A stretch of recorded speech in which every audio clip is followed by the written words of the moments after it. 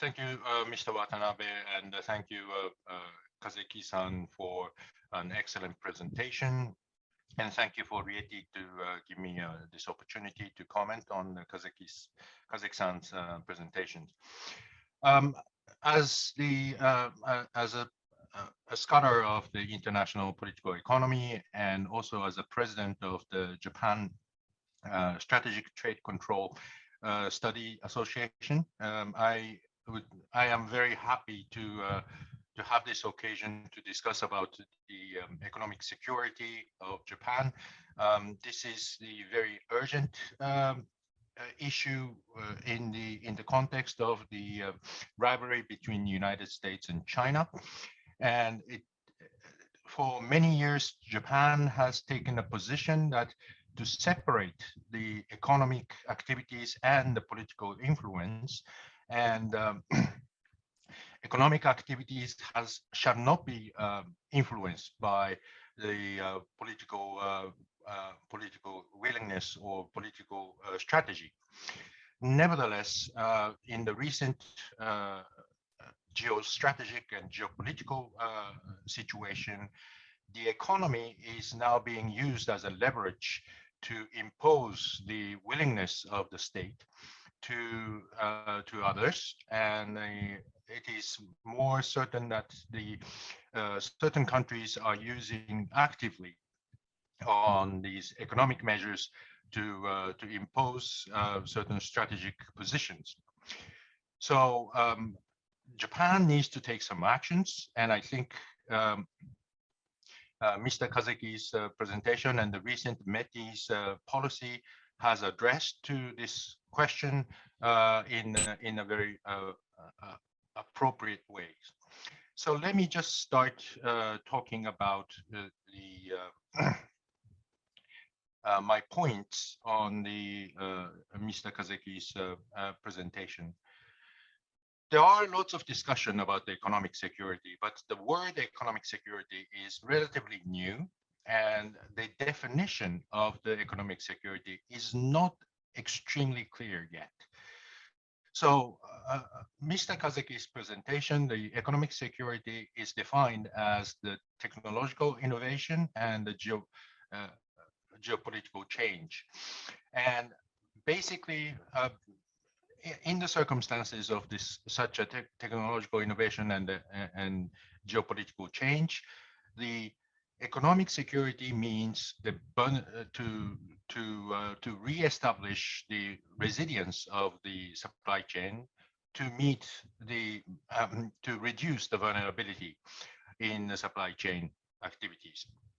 So yes, there are in the globalized world, the global supply chain is the name of the game today, and it is extremely difficult to separate the global market into a smaller pieces based on the national economies.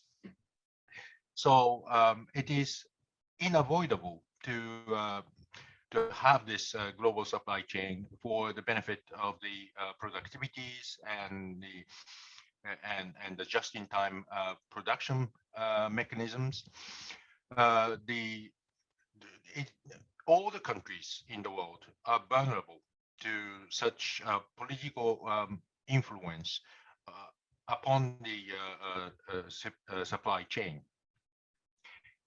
And in order to increase the resilience of in the supply chain, the METI's policy is to highlight this the autonomy, strategic autonomy, and gain the superiority in this supply chain.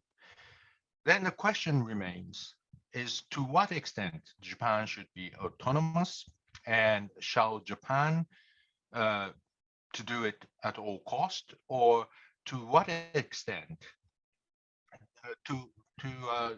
for what type of the items need to be autonomous, what items need to be more or less important in terms of the strategic autonomy.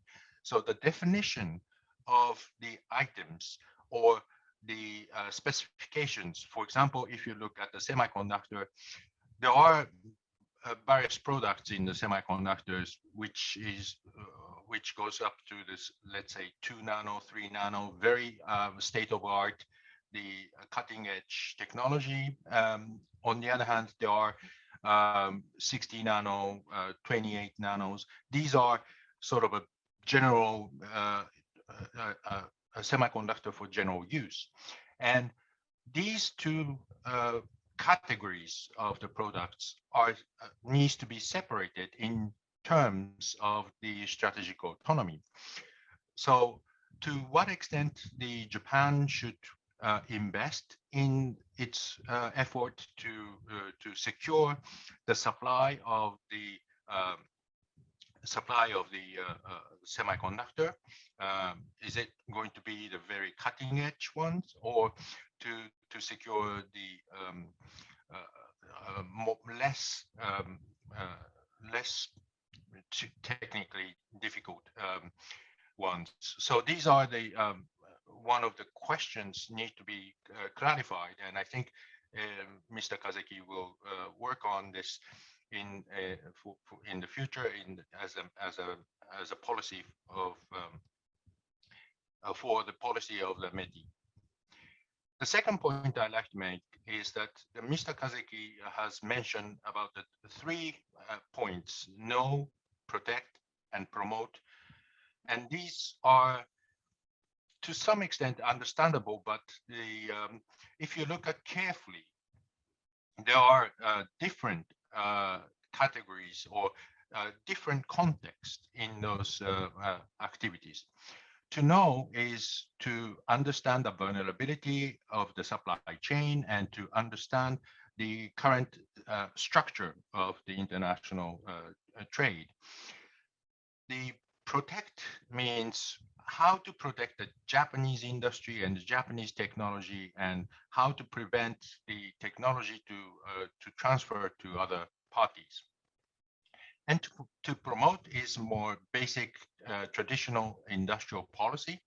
So these three are in a different context. So when we think about the economic security as the national security, what does exactly mean the national economic security in terms of the national security? In the international relations studies, the national security responds to the intentional harm by others. So if the national security needs to set up the national security means to prevent others to intentionally harm our country, our territory, our people. The question on the economic security as the extension of the concept of national security, when we say no, means we try to avoid the intentional harm on the supply chain. Protect means the intentional harm by stealing technology. So Japanese technology needs not to be stolen, and to make sure that we would secure our technology for the sake of our national security. Then the question remains is, what does promote do for the national security? Yes, the building up the industrial basis is important, but how does it contribute to the national security? And that is very important when we talk about the economic security and the national security.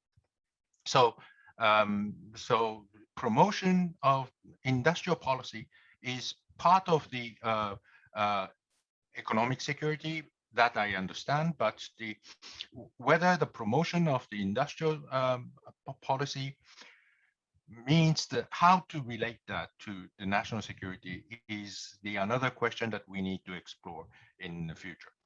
The third point is that Mr. Kazeki has proposed the Noble Export Control Group, much more smaller, agile export control group with the like-minded countries with certain technological capabilities, and that is very understandable. And I encourage the METI to move forward with this idea.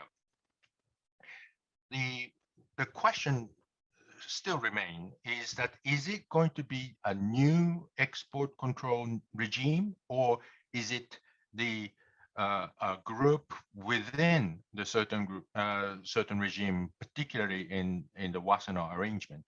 I think the international regime is basically the coalition of willingness. It's not the legally binding, it's not the international organization, but it still needs to clarify that how to relate to the other international regimes. And this new export control group may have some conflict with the other existing members of the Wassenaar arrangements, or non-members, but still influential countries. So how do we justify the idea of this new framework of the export control group? So that will be the another point that needs to be clarified for promoting this idea in the future. So I'll stop here. Thank you very much.